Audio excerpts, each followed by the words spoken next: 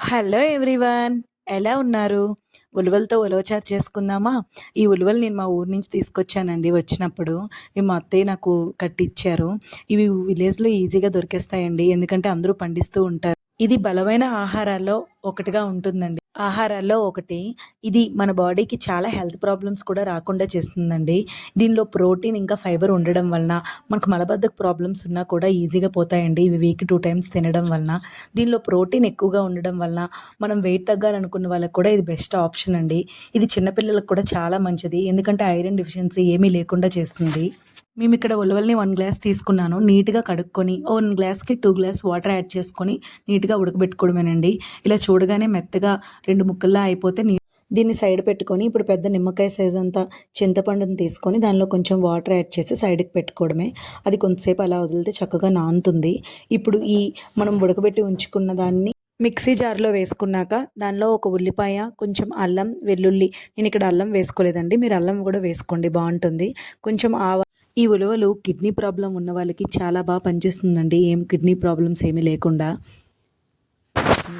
పల్లెటూరుల్లో అయితే kidney problems ఉన్న వాళ్ళకి ఉలవచారుని, ఉలవలతో చేసేవి ఎక్కువగా ఇస్తూ ఉంటారంటండి. నాకు మా అత్తయ్య చెప్పారు.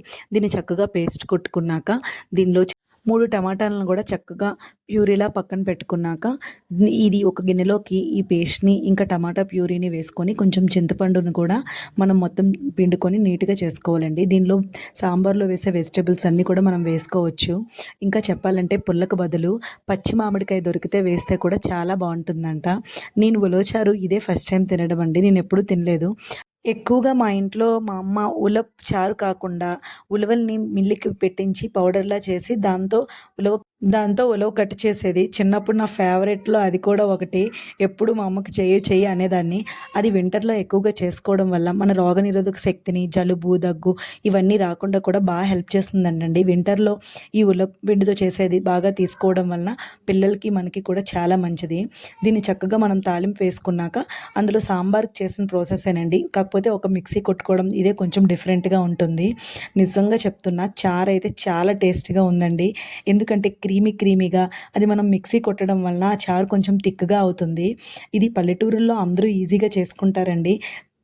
ఈ ఉలవలు చిక్కుడు ఫ్యామిలీలోకి వస్తాయండి. తప్పకుండా మీరు కూడా ట్రై చేసి ఎలా ఉందో కామెంట్ చేయండి. Please subscribe.